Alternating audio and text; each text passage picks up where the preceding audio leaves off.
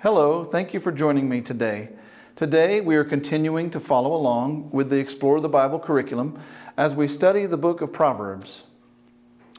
The title of today's lesson is Direction Offered, and it comes from Proverbs chapter 3, verse 1 through 12. The main point of the lesson is this: God provides direction to those who place their trust in Him. For many years, there has been a stereotype about men and women concerning following maps and asking for directions. As the saying goes, men never ask for directions when they are lost. Some of you might relate to that. Maybe you've gotten lost recently and you refuse to stop and ask for directions. The truth is that whether you're a man or a woman, we can all get stubborn at times and decide to go our own direction. When that happens, it doesn't matter what the map says or which direction the gas station attendant told you to go. You probably will remain lost longer than you should. The book of Proverbs is like a textual map, giving you directions to the destination of peace, prosperity, and life. It's not like a math formula that if you follow it, it will always give you the answer that you're looking for, but it does contain true statements about the way things ought to be in life or the way things can be in life. The verses we will look at today in Proverbs contain a series of literary couplets. The first part is usually an admonition, and the second part is the result of following that piece of advice or that recommendation. Solomon gave these admonitions to his son, but they are applicable to our lives as well. Read with me Proverbs chapter 3, verse 1 through 12.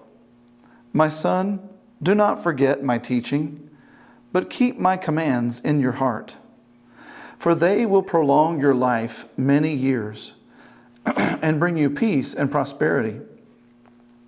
Let love and faithfulness never leave you. Bind them around your neck. Write them on the tablet of your heart.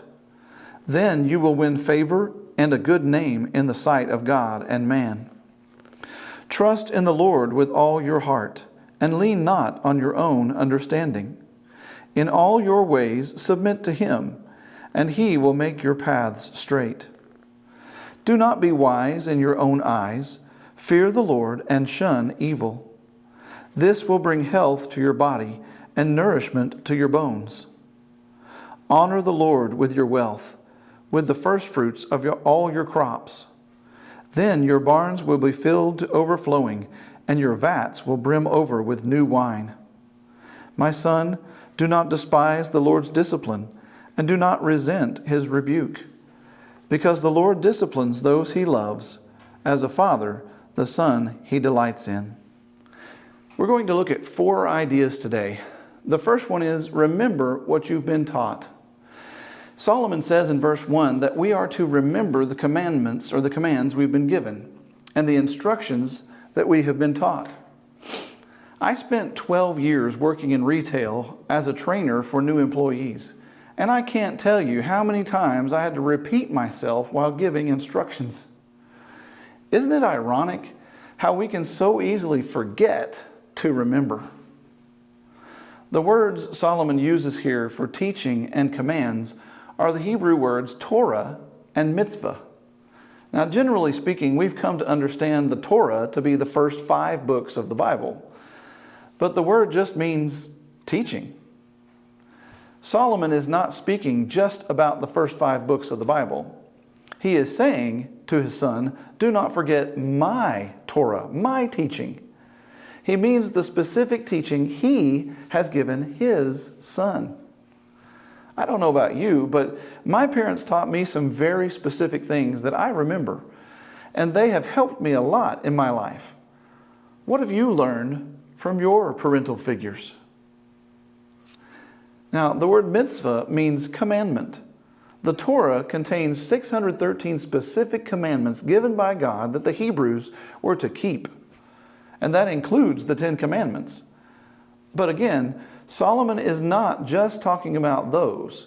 He also means his commandments that he specifically gave as a father. Solomon says if we will follow the teaching and commandments of our parental figures, we stand a better chance of living a longer, more peaceful, and more prosperous life because of it. He goes on to say in verse 3 and 4, make love and faithfulness part of your character. The Hebrew words here can also be translated loving kindness and trustworthiness. These character traits need to be so much a part of who we are and how we live that they exude from us like the air we breathe. Other Hebrew words in verse 3 are very descriptive. The word neck in the phrase bind them around your neck speaks of ruminating or meditating on loving kindness and trustworthiness. And the phrase write them on the tablet of your heart in verse 4 has the idea of making them permanent. It's like carving in wood or stone or metal, or it might be the modern equivalent of a tattoo on your heart. And finally, in verse 4, Solomon says, doing these things will cause us to gain favor and high regard in the eyes of God and man. Now, the next two couplets, they teach us that we need to trust God for the outcome. Look at verse 5.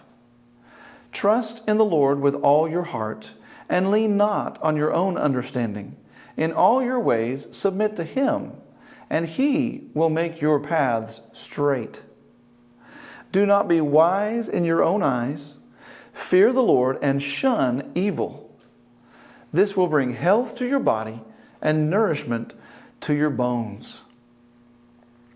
In verse 5 and 6, we see these three areas of life that we must trust the Lord in if we are to succeed. First, we must trust the Lord with our hearts. Your heart is your inner person, your mind, your will, and your emotions. It's where you formulate and hold your deepest wants and desires. It's where you think. It's where you reason and make decisions.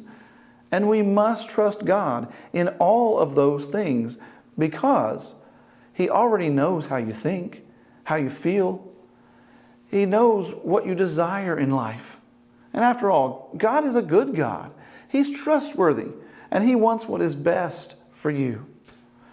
Next, we must trust God's knowledge and understanding.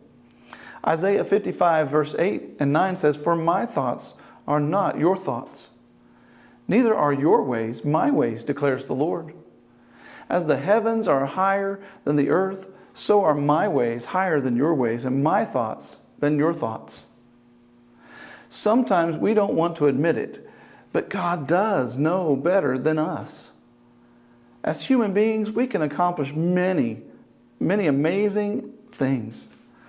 But compared to God, we are very limited in our knowledge and our understanding. Now, thirdly, from these verses, we must allow God to set the path for our lives. Proverbs 14:12 says, there is a way that appears to be right to man, but in the end it leads to death. Would you let a blind person drive you around town? Would you let a baby perform brain surgery on you? Would you use a map of Dallas to navigate New York City? Of course not. We can try to figure out our own path in life and eternity, but we are limited by our lack of knowledge of the future, and we're limited by our lack of power to control it.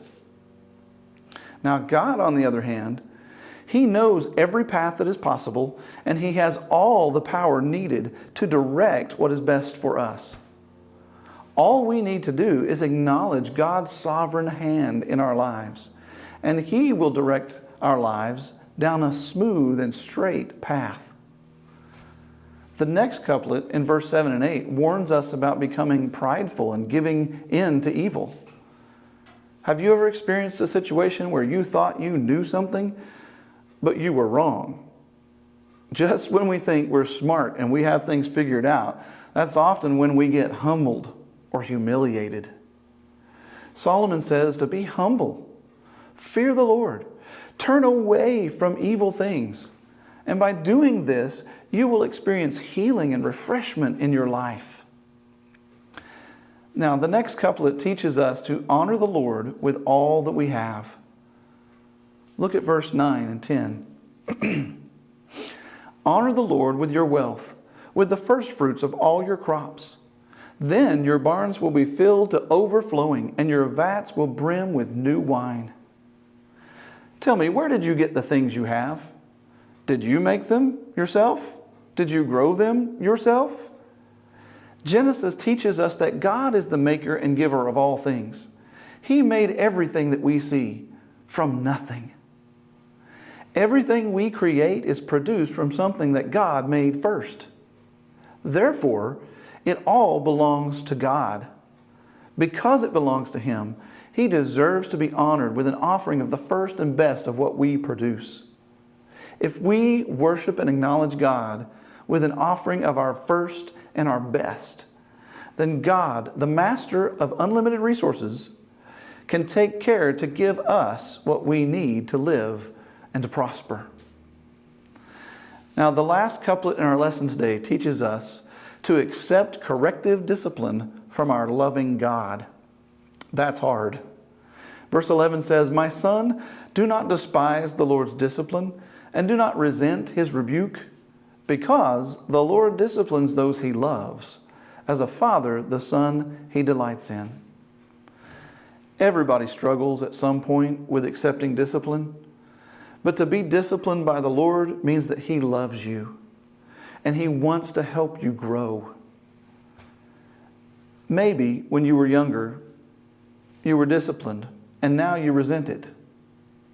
Hopefully you've matured and now you can see that discipline can help you grow into a better person.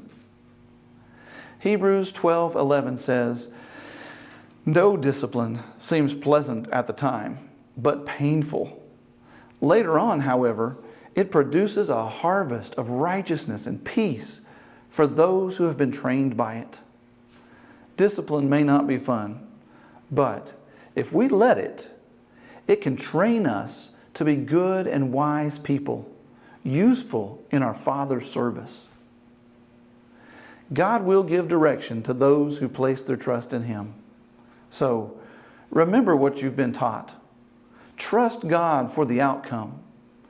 Honor the Lord with all you have, and let God train you to be all that you can be for Him. Thank you for being with me today to study God's Word. I hope that you remember to read a chapter of the book of Proverbs each day. And as you read, pray and ask the Lord to help you grow in wisdom and understanding. May God bless you this week.